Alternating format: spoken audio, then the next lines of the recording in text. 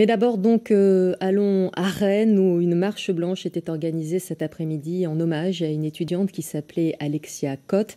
Elle était âgée de 20 ans. Cette étudiante a mis fin à ses jours le 15 avril dernier à son domicile. Elle suivait un cursus en droit à l'université de Rennes. Ce drame a provoqué une grande émotion parmi les étudiants et au sein de la faculté. Benoît Levaillon, Jérémy Leclanche, reportage.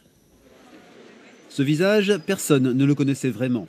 Même à la fac de droit, où Alexia, cette jeune fille de 20 ans, qui s'est donné la mort en avril dernier, était étudiante.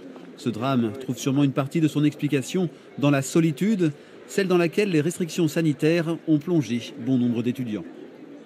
L'idée aujourd'hui, c'est avant tout de rendre hommage à Alexia.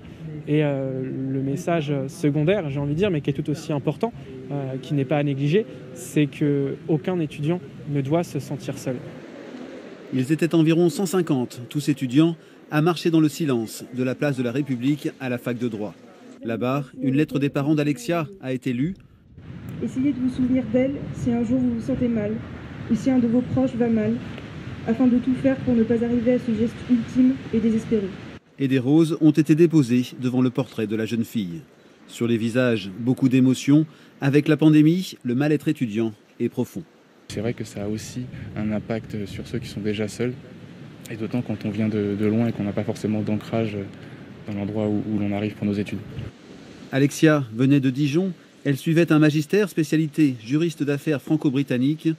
La direction de l'université, en réaction, a décidé de former ses collaborateurs au premier secours en santé mentale. Pour qu'il n'y ait jamais plus comme ça de drame, je pense que c'est important que l'ensemble des personnels soient mobilisés, soient accompagnés. Il y a les professionnels, mais c'est toute notre communauté qui est formée. Et je souhaite que demain, ces premiers soins de santé mentale, ils soient connus de tous, comme les premiers soins de santé physique.